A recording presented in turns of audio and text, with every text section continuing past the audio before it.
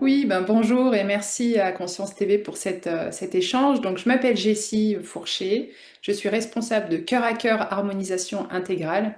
Effectivement, j'ai un parcours un peu particulier avec un fil conducteur, on va dire, qui était l'énergie. Donc, je suis ingénieure en génie énergétique. Alors, j'étais, je pense, déjà prédestinée au monde de l'énergie et à la thérapie énergétique. J'ai effectivement contrôlé des centrales nucléaires pour le compte de l'État pendant 20 ans.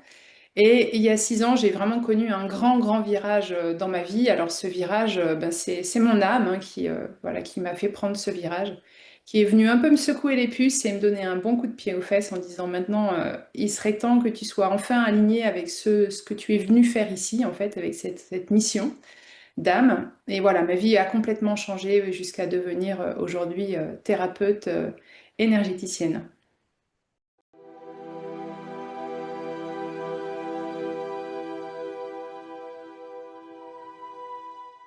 En fait, c'était un sujet qui m'intéressait déjà, même si, voilà, en fait, je percevais déjà depuis longtemps qu'il y avait des lieux qui me convenaient, des lieux qui ne me convenaient pas, mais sans vraiment pouvoir mettre de mots dessus ou mettre des explications dessus. Donc, je suis quelqu'un qui est très curieuse et qui j'aime beaucoup comprendre. J'aime bien comprendre les choses. Donc, j'ai creusé un peu le sujet et puis, en fait, j'ai été orientée vers une formation qui s'appelle Esprit de la nature avec une composante bien sûr des esprits de la nature, mais aussi avec une composante de l'esprit de la nature qui est en réalité le divin, la conscience suprême.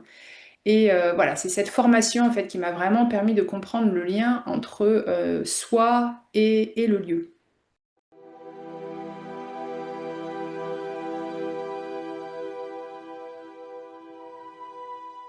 Eh bien, en réalité, c'est encore plus profond que ça. Parce que il faut bien voir que sans le savoir, en fait, c'est quelque chose que l'on méconnaît, mais notre lieu, c'est nous, en réalité. C'est la projection de notre propre conscience. Et souvent, quand j'explique ça, je prends l'analogie d'un téléphone portable. Voilà, si je vous dis là, je vais vous prendre votre téléphone portable et je ne vous le rendrai pas, ça va un peu coincer à l'intérieur de vous, hein. Vous allez sentir quelques petits blocages. Et en réalité, souvent on se dit, bah oui, c'est parce que j'ai des contacts dans mon téléphone, c'est parce que j'ai des photos, c'est parce que j'ai... Ouais, mais en fait, c'est encore plus loin que ça. Le téléphone, c'est vous. Voilà. Votre voiture, c'est vous. À partir du moment où vous faites l'acquisition d'un objet, ça devient la projection, le prolongement de votre propre conscience. Donc si je vous prends votre téléphone, en fait, je vous sépare d'une partie de vous. Et le lieu, c'est encore plus exacerbé qu'un téléphone. Parce que il faut imaginer que il y a tout ce qu'il y a à l'intérieur de vous, et quand vous venez dans votre lieu, tout l'intérieur de vous se répand à l'extérieur de vous. Et l'extérieur, en réalité, n'est que le reflet de notre propre intérieur. Et dans le lieu, ça se vérifie. C'est-à-dire que je peux venir dans votre lieu, en regardant votre lieu, en l'analysant, et vous dire exactement là où ça va bien dans votre vie, là où ça va moins bien dans votre vie. Parce que vous l'avez manifesté dans votre lieu, en fait, directement.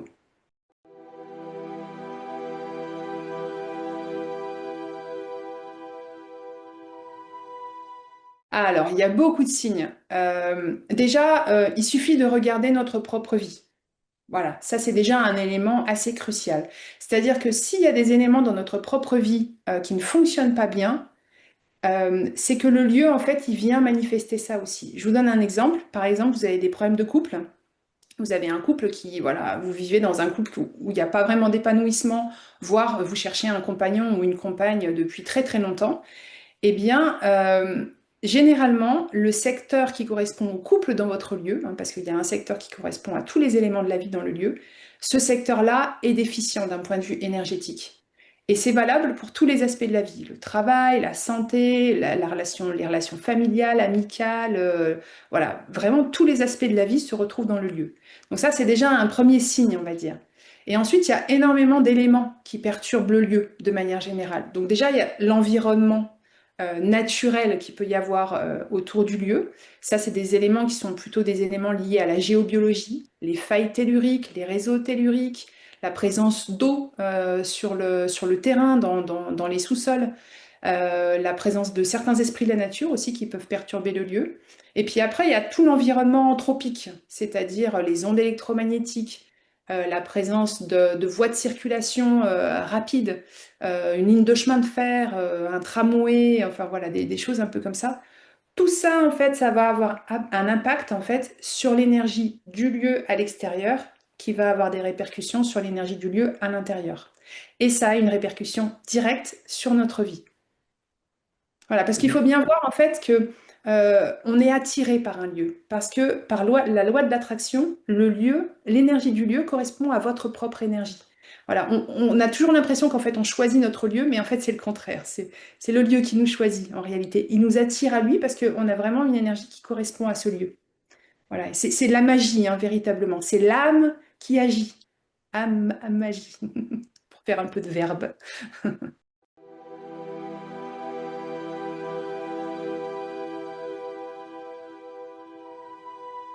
Oui, je vais vous donner un exemple concret d'application du Feng Shui, hein, parce que l'harmonisation énergétique que je propose, elle va plus loin que le Feng Shui. Mais je vais vous donner un exemple très concret en matière de Feng Shui. Je suis allée faire une harmonisation énergétique chez une personne qui était divorcée, une femme, qui cherchait un compagnon depuis assez longtemps. On s'est dirigé vers le secteur du couple, et dans ce secteur du couple, il y avait un grand ficus qui vraiment prenait beaucoup, beaucoup de place. Voilà, qui grimpait jusqu'au plafond de la pièce. Et en fait, quand elle s'est connectée avec son propre corps, parce que je vous expliquerai après hein, que moi je travaille beaucoup avec le corps physique, elle a ressenti en fait que cet arbre était étouffant et qu'il la représentait elle en fait. Donc elle a vraiment eu envie tout de suite de délaguer l'arbre, de le couper pour voilà, refaire un peu de place. Et une fois qu'elle s'est connectée à cet espace, elle a dit, mais maintenant je sens que j'ai besoin de mettre une autre plante. Tout ça parce qu'en fait, ça venait symboliser le fait qu'elle prenait trop de place dans sa vie et qu'elle ne laissait pas de place à l'autre. Et qu'en venant ramener cette seconde plante, elle laissait l'opportunité à quelqu'un de rentrer dans sa vie, en fait, à un homme de pouvoir rentrer dans sa vie. Et 3 semaines plus tard, elle a rencontré un compagnon avec qui elle est toujours, donc depuis 18 mois maintenant. Et voilà, c'est vraiment quelqu'un qui correspond à son énergie et c'est quelqu'un voilà, avec qui elle apprécie de passer sa vie aujourd'hui. Il vivait dans son village, elle le croisait régulièrement, mais c'était quelqu'un qui était, voilà, qui était marié et qui, comme par magie, est devenu libre pour elle.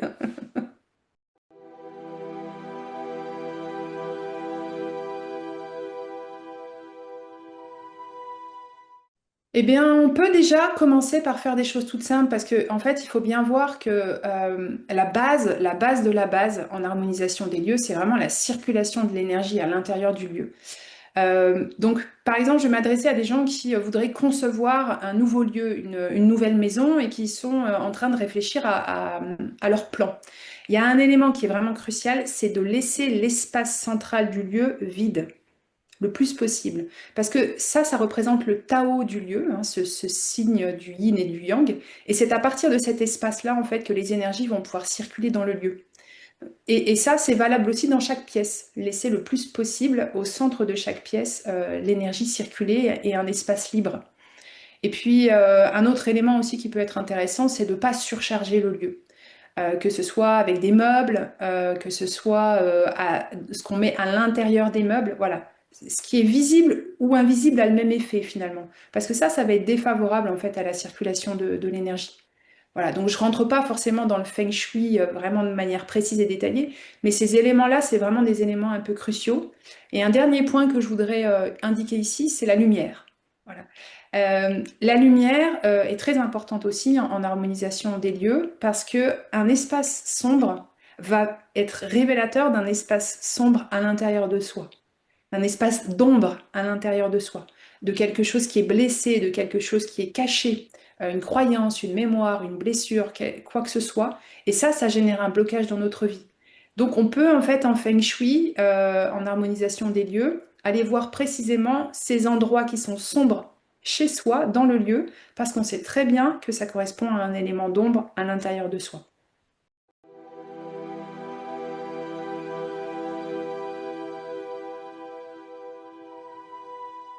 Alors, les soins énergétiques que je propose, c'est des soins qui ne font pas appel à un protocole en particulier. C'est vraiment des soins intuitifs. Et j'utilise en fait la même méthode, on va dire, que pour l'harmonisation des lieux. C'est-à-dire que moi, aujourd'hui, je travaille directement avec les énergies du divin, avec les énergies divines. Hein, et je refais un petit aparté, je rappelle que j'étais athée, hein, il y a 6 ans en arrière. Mais voilà, tout mon parcours fait que en fait, j'ai profondément, je me suis profondément reconnectée en fait avec le divin, avec cette énergie divine. Et donc aujourd'hui, je travaille par canalisation énergétique des énergies divines directement. Donc ça, c'est le premier élément, voilà, de manière un peu macroscopique, c'est comme ça que je procède, c'est-à-dire que je me mets en canalisation et je laisse vraiment les énergies divines travailler à travers moi, à travers mon corps. Et c'est mon corps qui me guide, en fait, à travers le corps de l'autre. Et les informations que je les reçois grâce au corps de la personne qui vient me voir, directement. Parce qu'aujourd'hui, il y a vraiment un élément qui est crucial et on voit qu'il y a un changement dans les thérapies de manière générale, mais aussi dans les thérapies alternatives. C'est que de plus en plus, on va mettre le corps en avant, le corps physique. C'est-à-dire que entre guillemets, les anciennes thérapies, elles s'attachaient beaucoup au mental, et en particulier les psychothérapies. Mais il y a vraiment un besoin de descendre dans les autres corps, parce qu'en réalité, on a plusieurs corps, hein, on n'a pas qu'un corps. Corps prend un S, il y a une raison pour ça. Et il y a vraiment un gros intérêt aujourd'hui à descendre dans le corps émotionnel, à descendre dans les émotions. Et encore plus loin, à descendre dans le corps physique. Parce que chaque corps, le mental, l'émotionnel, le physique, chaque corps est indépendant, mais ils sont aussi interdépendants. Et chacun a sa propre conscience et sa propre histoire, sa propre mémoire, ses propres croyances, ses propres blessures. Et c'est important en fait d'avoir aujourd'hui cette vision holistique, vous voyez, complète d'une approche thérapeutique. Et c'est ça que je permets en fait. C'est-à-dire qu'en restant vraiment en contact avec l'ensemble des corps, mais en allant jusqu'au corps physique, je permets en fait à toutes ces mémoires-là de se débloquer ensemble, voilà, de manière vraiment globale.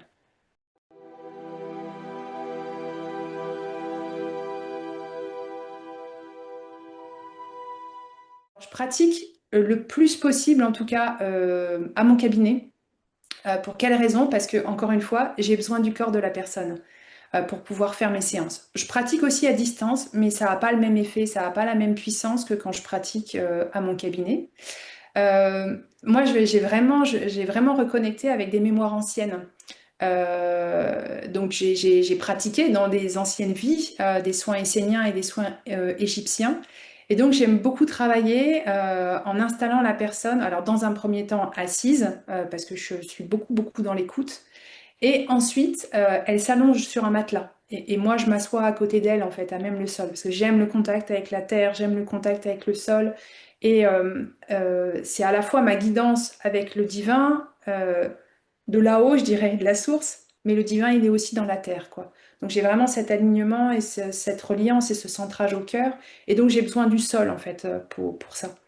Voilà, et donc pendant 1 heure et quart, 1 heure et demie à peu près, je vais pratiquer donc par canalisation énergétique, en passant par des voyages intérieurs, en passant par de la visualisation et en rendant la personne finalement active de sa propre guérison, parce qu'elle peut vraiment prendre conscience de ce qui se trame en fait à l'intérieur d'elle, de ce qui se joue à l'intérieur d'elle inconsciemment, mais toujours en passant par le corps, parce que c'est vraiment le corps qui guide, enfin ou les corps qui guident, et en particulier le corps physique.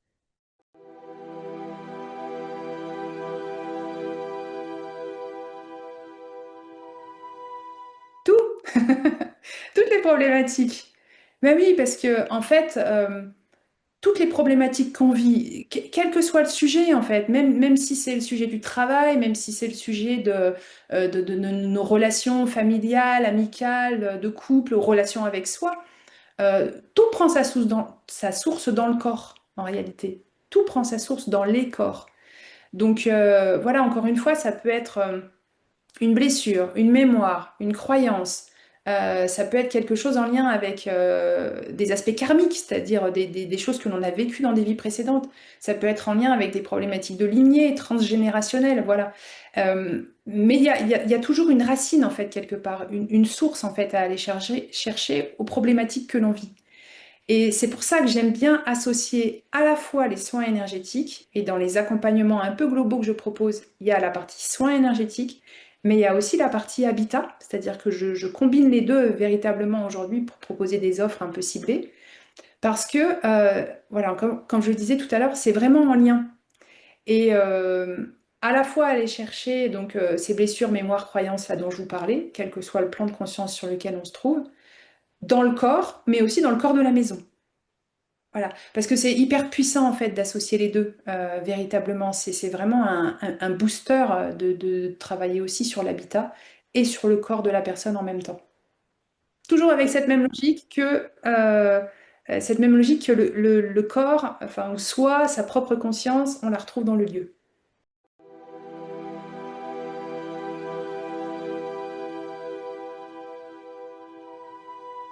C'est essentiel.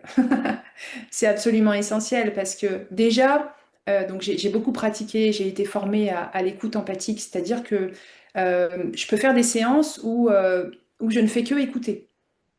Et je ne fais que reformuler en fait à la personne les émotions qu'elle vit, les émotions qu'elle exprime, voire même à la guider, à l'inciter à pouvoir exprimer ces émotions-là.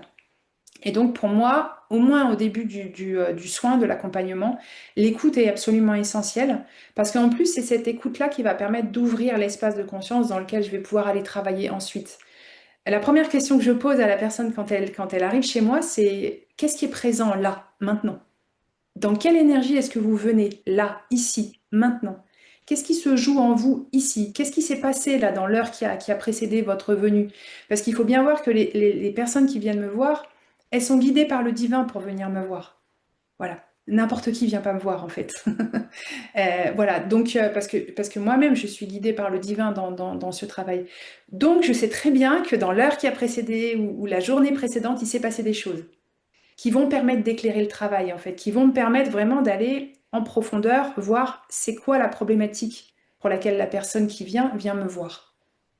Et donc, cette écoute est indispensable. Et ensuite, l'intuition, l'intuition, forcément, ça fait partie de mon travail, c'est mon outil, en fait. Moi, je n'ai pas d'outil pour travailler, que ce soit pour les soins énergétiques ou l'harmonisation des lieux. Mon outil, c'est mon corps. Donc, forcément, c'est mon corps et ma guidance et mon intuition. Et c'est ça qui va vraiment me permettre voilà, de suivre la personne. Après, j'ai aussi des capacités de voyage intérieur, c'est-à-dire que quand je fais voyager la personne à l'intérieur d'elle, j'entre aussi dans sa propre conscience et je fais le voyage avec elle, en fait. Voilà, donc forcément, ces deux composantes, écoute et intuition, sont absolument fondamentales pour mon travail aujourd'hui.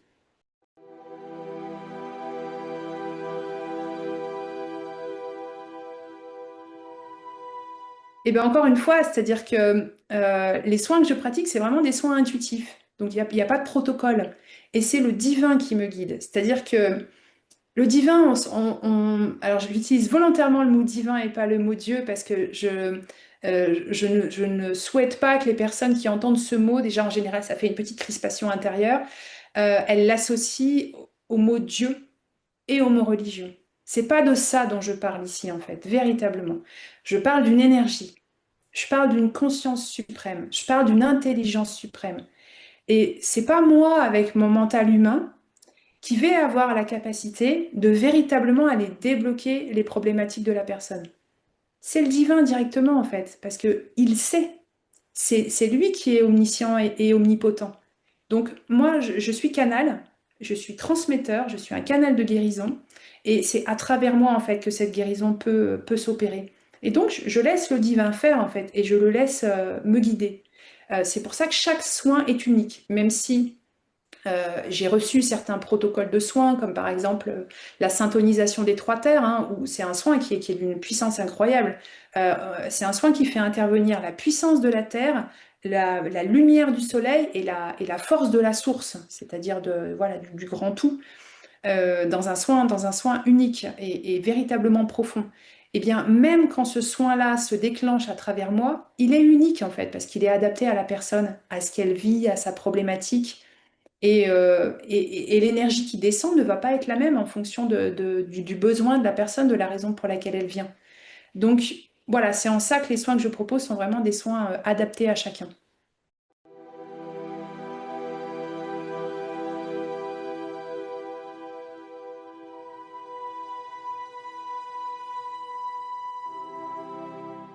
Eh bien parce que ces thématiques, c'est vraiment ce qui fait mon expertise aujourd'hui et ma médecine unique. Pourquoi? Parce que je me retrouve en fait en chacune des personnes qui peut y avoir derrière ces thématiques-là. Je suis quelqu'un d'hypersensible, donc je sais ce que c'est que d'être hypersensible. J'ai aussi vécu une hypersensibilité que je pensais être une faiblesse. Donc aujourd'hui, j'ai appris en fait sur ces 6 dernières années à révéler cette hypersensibilité, à la maîtriser, à la gérer et à la transformer en force. Et j'ai vraiment à cœur, en fait, vous voyez, de proposer ça aux femmes. Je m'adresse beaucoup aux femmes, en fait, aujourd'hui, parce qu'encore une fois, c'est quelque chose que je connais bien. Et voilà, sur ce sujet de l'hypersensibilité, je comprends la femme hypersensible. Sur le sujet de la libido, alors quand je parle de libido, je parle aussi de sexualité, je parle aussi de couple épanoui. Et là aussi, j'ai beaucoup, beaucoup travaillé sur ce sujet-là, beaucoup expérimenté ce sujet-là. Et en fait, derrière ces deux thématiques de la libido et de l'hypersensibilité, il y a souvent un féminin bafoué, un féminin brisé, un féminin maltraité. C'est un sujet que je connais bien aussi, voilà, et que j'ai transmuté en fait de mon côté. Donc voilà, c'est cette possibilité de transmutation-là que je propose. Le sommeil, je suis une ancienne insomniaque, plus, plus, plus. Et là aussi, c'est au travers du travail que j'ai fait sur mes corps énergétiques, voilà, j'ai transmuté ça aussi aujourd'hui. C'est-à-dire que j'étais quelqu'un qui ne dormait pas, qui s'endormait pas, qui se réveillait tout le temps, qui se réveillait le matin, mais en étant dans un état fracassé, comme si j'avais pas dormi avant. Et aujourd'hui, je dors comme un bébé. Ouais, j'ai un super sommeil, j'ai un sommeil réparateur. J'ai pas forcément besoin de dormir beaucoup, mais en tout cas, voilà, je dors bien en fait, et j'ai beaucoup plus de vitalité qu'avant. Et harmonie bébé, bon, bah ça, je suis une maman hein, de 3 enfants. J'ai été un enfant voilà, je suis quelqu'un d'hypersensible, je vais repartir de là. Je suis quelqu'un qui a jamais compris ce qu'elle venait faire ici, en fait, jusqu'à il y a quelques années. Je me disais, c'est pas possible, quoi. Cette terre-là, elle est pas faite pour moi. Et je trouve pas l'amour, en fait, ici. Il me manquait quelque chose, quoi. Et donc, c'est pour ça que je dis que je comprends bien la femme hypersensible. Et, euh, et donc, il y a quelque chose en moi, vous voyez, qui jusqu'à il y a quelques années, se sentait pas suffisamment accueilli. Et donc, j'ai beaucoup, beaucoup recherché, en fait, comment bien accueillir mes enfants. Alors, je ne dis pas que j'ai été parfaite, hein, loin de là. Mais en tout cas, aujourd'hui, j'ai vraiment des clés, des méthodes pour aider les femmes, les futures mères à bien accueillir leur enfant, voire même à aller jusqu'à contacter l'âme de l'enfant. Voilà. Et là, en y associant à la fois des voyages intérieurs, à la fois des soins énergétiques, à la fois des conseils sur l'habitat, pour vraiment permettre aux futures mères qui ont vraiment envie d'accueillir leur enfant en conscience, d'y mettre tout leur cœur, mais qui ne savent pas forcément comment procéder, et ben de leur donner les clés en fait et de les accompagner et de les guider par rapport à ce sujet.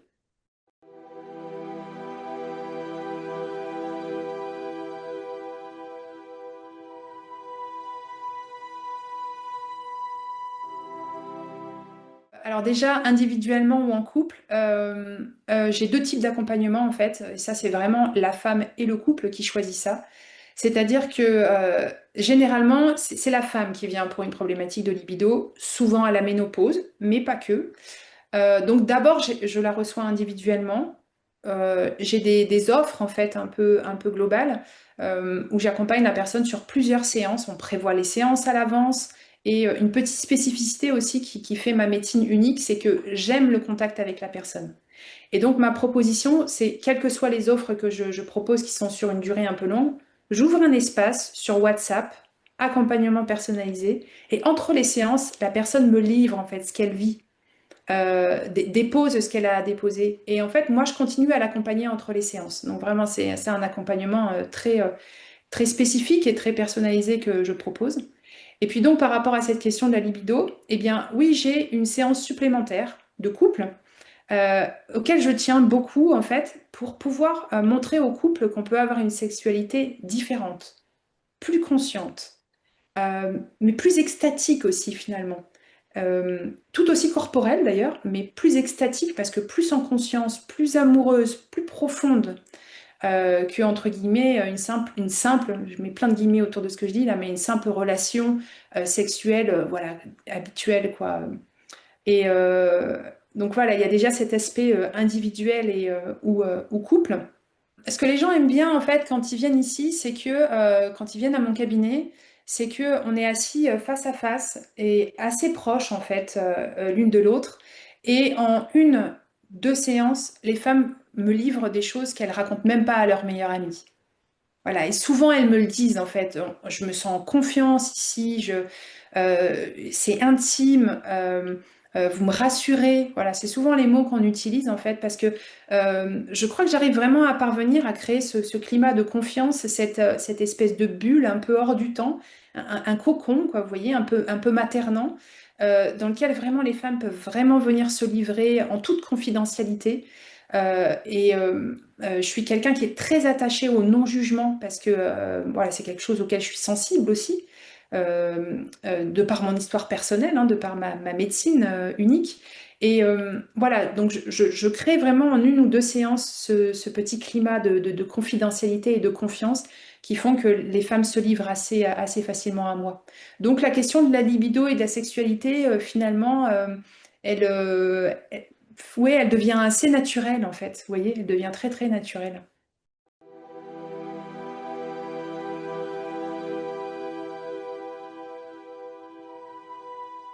Déjà, il y a plusieurs choses. Souvent, les femmes, pendant plusieurs années, voire même pendant plusieurs décennies, ont cherché à faire plaisir à leur mari, à leur homme. Et puis, il y a un moment, il y a quelque chose intérieurement qui dit non, mais en fait, moi, j'en ai marre. Derrière ça, il peut y avoir la notion de féminin bafoué ou de féminin maltraité, de féminin brisé. Et ça, c'est directement lié en fait à des aspects énergétiques et à ce que j'expliquais tout à l'heure, c'est-à-dire qu'il y a des choses qui sont venues se cristalliser dans les corps et qui viennent de l'enfance, voire même qui peuvent venir de vies d'avant. Voilà, donc on peut remonter à des vies d'avant ou à des problématiques transgénérationnelles, c'est-à-dire ma mère a vécu ça, ma grand-mère a vécu ça, etc., etc. Un père violent, par exemple, ou une mère envahissante. Voilà, ça peut être des sujets de ce type qui font que le féminin a été bafoué à un moment, finalement, la femme, elle se rend compte que ben, elle a plus envie de se forcer. Elle a plus envie de faire plaisir. Elle a envie d'autre chose, en fait. Il peut y avoir, ce que je peux rencontrer aussi, c'est que, et ça c'est très très présent dans nos sociétés occidentales, c'est le poids du mental. Aujourd'hui, il y a de plus en plus de femmes qui travaillent. Il y a de plus en plus de femmes qui ont envie d'avoir une vraie carrière. Elles ont envie d'être égales à l'homme, etc. Derrière ça, il y a souvent aussi un féminin bafoué d'ailleurs, mais et elles vont être complètement écrasées par leur mental. Qu'est-ce qui se passe quand on est écrasé par le mental et quand on est complètement pris dans notre charge mentale? C'est qu'on se coupe du reste.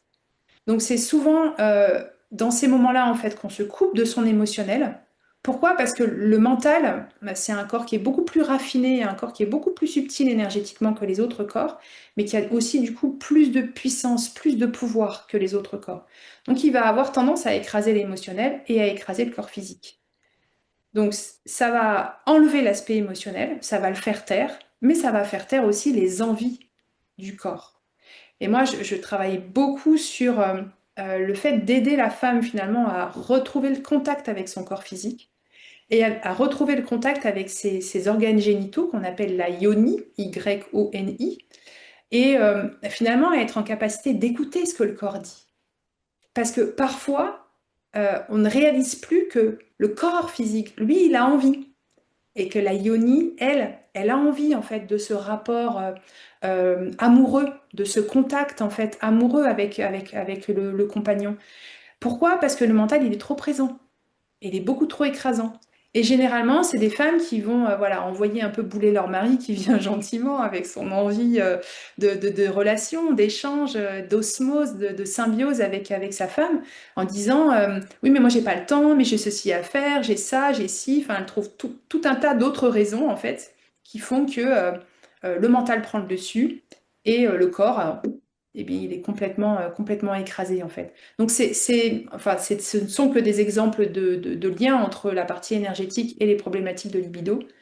Mais voilà, c'est ces deux exemples en tout cas qui sont vraiment prégnants et pour lesquels les femmes viennent me voir généralement.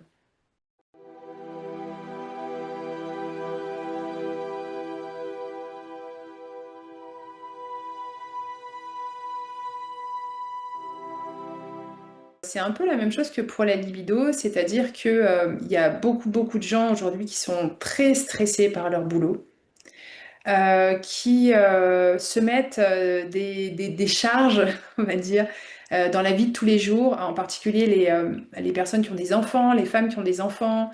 Les enfants ont beaucoup d'activités, les femmes ont beaucoup d'activités en plus de leur boulot, et donc elles ont une charge mentale et une charge émotionnelle qui est très importante. Et je vois beaucoup de femmes, et je connais très bien ça en fait, parce que je suis passée par là aussi, qui vont avoir tendance par exemple à faire du sport un peu à outrance en se disant je vais faire du sport, je vais faire du sport en plus de mon boulot, en plus des enfants, en plus des activités des enfants, etc. etc. Et qui vont penser en fait qu'elles vont se fatiguer et qu'elles vont arriver au moment d'aller se coucher en étant fatiguées. Et donc elles se couchent, elles se disent bon bah là c'est bon, j'ai tout fait hein, pour être fatiguée. Et elles dorment pas, les yeux grands ouverts comme ça, elles n'arrivent pas à s'endormir. Et en fait, le problème, c'est que le corps, lui, il est fatigué, en fait. Il n'y a pas besoin de le fatiguer davantage pour qu'il ait besoin de dormir. Il a besoin de dormir au moment d'aller se coucher. Mais c'est le mental, en fait, qui tourne en boucle. Donc là, c'est là qu'en fait, on commence à avoir toutes les pensées. Alors j'appelle ça des pensées toxiques, mais c'est soit des pensées récurrentes, c'est-à-dire des choses à faire. Il y a des choses à faire, il y a des choses à faire, il y a des choses à faire. Et on n'arrive pas à se débarrasser de ça, en fait. Et un autre élément, c'est les pensées toxiques. Par exemple, il s'est passé quelque chose dans la journée qui s'est mal passé, un problème avec un employeur, avec un client, avec je sais pas quoi, et on ressasse ça en fait le soir. On a eu des problèmes de couple, on a eu des problèmes avec les enfants, et donc toutes ces pensées, en fait, on va les ressasser. Donc ça, c'est la partie qu'on voit. Et puis ensuite, il y a toute la partie enfin, qu'on peut voir éventuellement, toutes les femmes ne le voient pas. Et puis ensuite, il y a toute la partie qui est un peu en dessous, qui est la partie émotionnelle. C'est-à-dire toute la charge énergétique, en fait, que toutes ces situations-là dans la journée ont pu générer. Et ça aussi, en fait, au moment d'aller se coucher, ça s'exprime. Alors parfois, ça s'exprime par des émotions qui reviennent, ou ça peut s'exprimer par des pensées aussi, qui viennent se surajouter au reste. Et là-dedans, le corps, ben lui, il aimerait bien se coucher, il aimerait bien dormir, mais c'est juste pas possible en fait. Pourquoi? Parce que le corps mental et le corps émotionnel ont du pouvoir sur le corps physique. Et le corps physique n'arrive pas à se détendre. Donc en fait, il y a des techniques. Alors il y a l'endormissement, mais il y a aussi les réveils nocturnes. Voilà, c'est un peu la même chose. C'est-à-dire qu'il y a des gens qui vont réussir à s'endormir, mais néanmoins, pendant la nuit, ils vont se réveiller. Pourquoi? Parce que nos corps, le corps mental et le corps vital, le corps émotionnel, voyagent pendant la nuit, à tour de rôle. C'est-à-dire que quand l'un va voyager, l'autre se repose et vice-versa. Et plus on va s'endormir avec nos problématiques sans avoir nettoyé tout ça, en fait, et plus les corps vont aller voyager dans des endroits qui sont bas en vibration. Et ces énergies basses en vibration, ben, ils vont les ramener dans le corps physique. Donc ça va provoquer des réveils nocturnes, ça va provoquer des cauchemars, et ça va provoquer des réveils le lendemain matin en ayant l'impression qu'on n'a pas dormi. Ben pourquoi? Parce que les corps sont allés voyager dans des espaces qui étaient bas en vibration et qui étaient sombres. Donc en fait, au lieu de se recharger pendant la nuit, ben on s'épuise, et on s'épuise, et on s'épuise, et c'est un cercle vicieux. Et il y a cet aspect-là, et puis après il y a la chambre à coucher. Et là j'en reviens à ma question des énergies du lieu. Il y a tout un tas de raisons qui font que la chambre à coucher n'est pas dans des bonnes énergies pour qu'on puisse dormir. Et donc dans les offres sommeil que je propose, en fait, je parle de tout ça, en fait, encore une fois, de tout cet aspect global et holistique en alliant la partie énergétique et la partie harmonisation des énergies du lieu.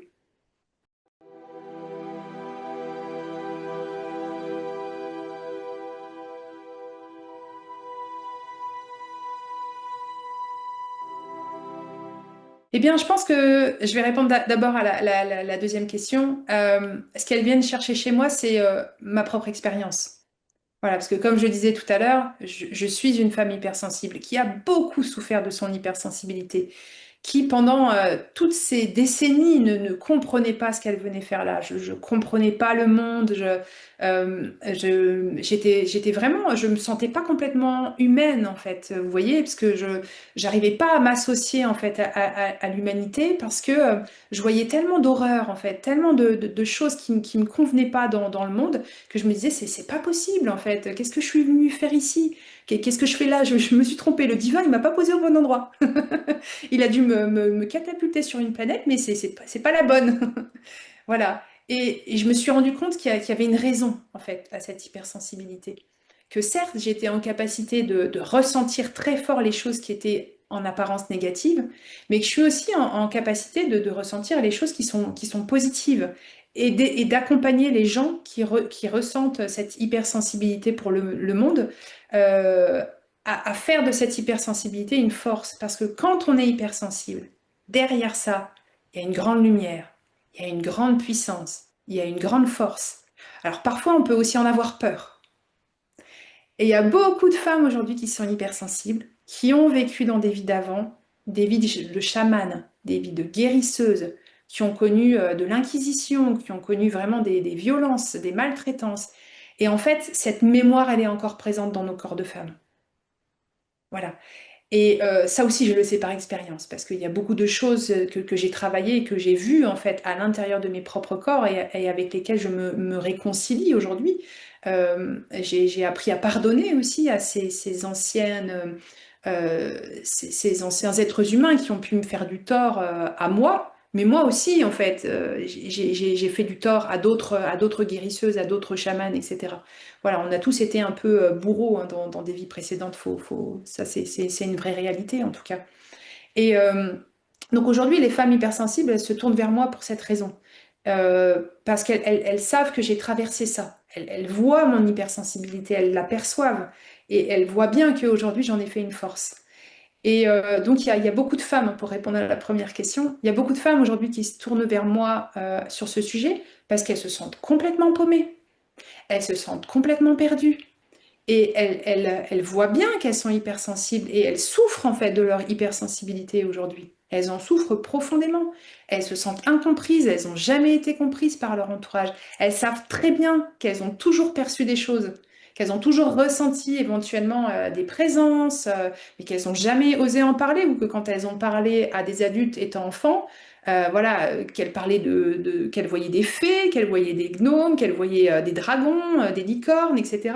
Mais en fait, on les prenait pas au sérieux. Donc, elles ont mis tout ça au placard, tout ça dans un grand frigo, elles ont bien caché tout ça derrière elles, et puis il est hors de question de ressortir tout ça, parce que elles pourraient déclencher le jugement, et puis éventuellement être brûlées. Voilà. Et donc, il est temps, en fait, de réconcilier, de se réconcilier avec notre féminin sacré. Nous, les femmes, mais les hommes aussi ont un féminin sacré à l'intérieur d'eux. Hein. Mais je crois qu'aujourd'hui, les femmes, elles sont un peu précurseurs, un peu visionnaires, en fait, sur ce sujet-là. Parce qu'il y a vraiment un intérêt à ce qu'elles viennent guérir ce féminin sacré. Parce que la vraie reliance avec le divin, la capacité d'introspection, elle est dans le féminin sacré. Véritablement. Et la femme incarne plus que l'homme ce féminin sacré. Et donc aujourd'hui, moi j'ai vraiment à cœur en fait de remettre la femme sur ce chemin-là, sur ce chemin du féminin sacré en passant par leur hypersensibilité, en leur montrant que leur hypersensibilité c'est une vraie force, une vraie force.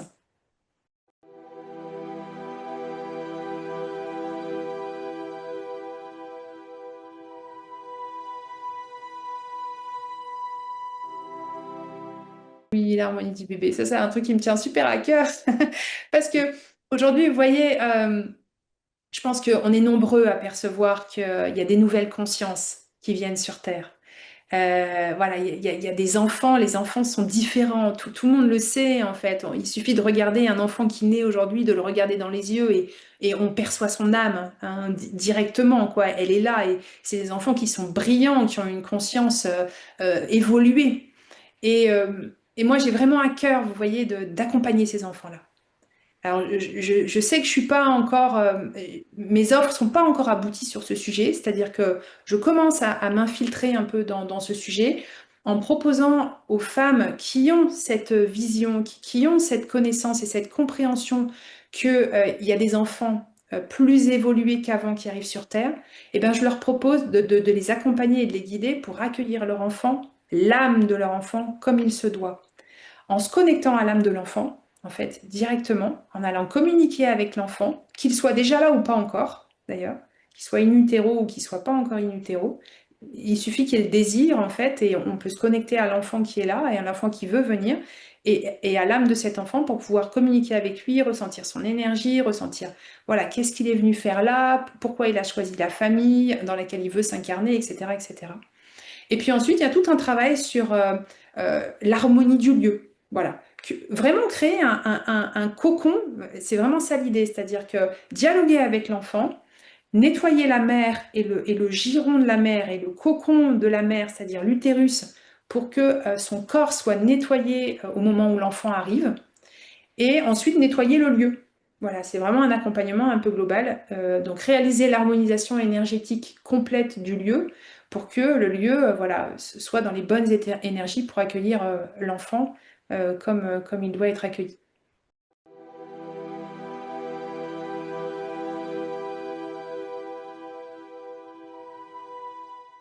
Ouais, j'aime bien le mot guérir. Aujourd'hui, ma conviction profonde, elle va pas plaire à tout le monde, mais je la livre ici. De toute façon, je sais très bien que je suis pas là pour plaire à tout le monde, mais je le sais très bien et je l'assume. Aujourd'hui, on soigne, on guérit pas. Et je vous donne un exemple. Quelqu'un a mal à la tête, on lui donne du Doliprane. On s'est fait un bobo quelque part, on va mettre un pansement. On a une zone du corps à opérer, on va opérer. Alors, certes, c'est des passages obligés, surtout quand le corps a été affecté. Mais à la source de ça, en fait, il y a quoi? Parce qu'il faut bien voir que le corps physique, c'est le dernier rempart. Avant, il y a eu des problèmes au niveau du mental. Avant, il y a eu des problèmes au niveau de l'émotionnel. Pour que ça en arrive jusqu'au corps physique, il y a eu des signes en fait précurseurs auxquels on n'a pas fait attention, auxquels on n'a pas prêté attention. Et c'est là en fait que ça devient intéressant de travailler sur l'ensemble des corps énergétiques et d'avoir cette vision holistique. C'est que on peut venir travailler à l'amont. Et parfois, l'amont, c'est même des problématiques de lignée. C'est même des problématiques transgénérationnelles ou des problématiques karmiques. Et ça, forcément, c'est pas, entre guillemets, un médecin généraliste qui a eu une formation un peu classique en médecine qui va aller, en fait, sur ces aspects-là. Donc lui, ben forcément, il a quelqu'un qui arrive vers lui et qui a des problématiques de maux de tête à répétition ou qui a des problématiques d'endormissement ou des choses comme ça. Eh ben, il va plutôt avoir tendance à, et je sais aujourd'hui, c'est beaucoup ça, il y a beaucoup de gens qui me disent ça, en fait, mon médecin m'a dit, bon ben voilà, tu es en dépression, je vais te donner des antidépresseurs. Je dis pas que c'est pas nécessaire à un moment, attention, hein. Et je suis pas médecin, et je me garderai bien de donner quelque avis médical sur quoi que ce soit.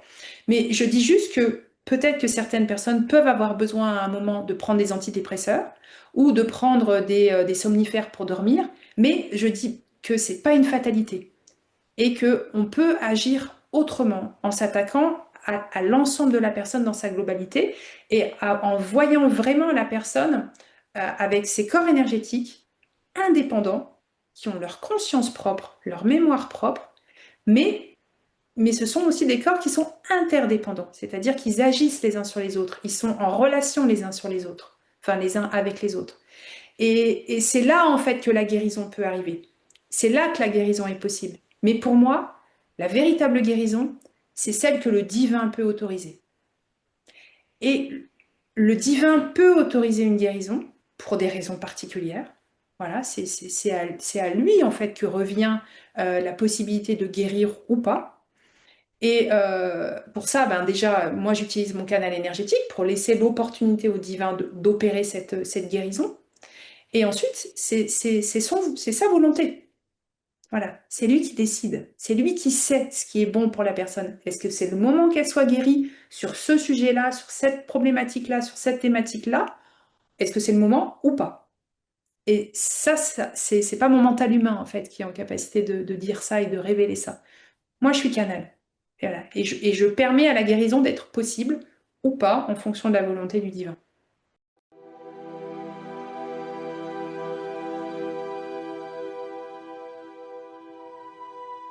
Eh bien, j'ai un site internet. Mon entreprise, c'est Cœur à Cœur. Donc, cœur à cœur-armo.fr. Armo, Harmo. Je suis aussi sur les réseaux sociaux, sur Facebook, sur Instagram. Et puis ensuite, quand les gens prennent contact avec moi, la première chose que je leur propose, c'est qu'ils réservent un appel gratuit de 15, 20, 30 minutes, voilà, pour qu'on fasse le point sur leur situation, la raison pour laquelle ils m'appellent. Et c'est à ce moment-là que je suis dans l'écoute, justement, hein, le premier travail d'écoute dont on parlait tout à l'heure et d'intuition, il commence à cet endroit-là. Et puis ensuite, en dehors des accompagnements que je propose aussi assez souvent des ateliers, donc dans la région dans laquelle je suis, c'est-à-dire sur la région dijonnaise, en Côte d'Or. Je propose des ateliers, voilà, ce qui permet aux personnes voilà, de voir ce que je propose déjà en matière de feng shui, en matière de sommeil, en matière d'énergie, de guérison, etc. Voilà, comme ça les met en confiance. Voilà, ils savent à qui ils ont affaire, ils commencent à être en contact avec mon énergie. Et voilà, c'est généralement à partir de là que le travail peut commencer. Parce que les gens, en tout cas ceux pour qui moi je suis faite, parce que je suis persuadée que chaque thérapeute est fait pour certaines personnes et pas forcément pour toutes les personnes, et bien à ce moment-là, la personne, elle sait en fait que je suis faite pour elle. Et vice-versa, parce que ça va dans les deux sens.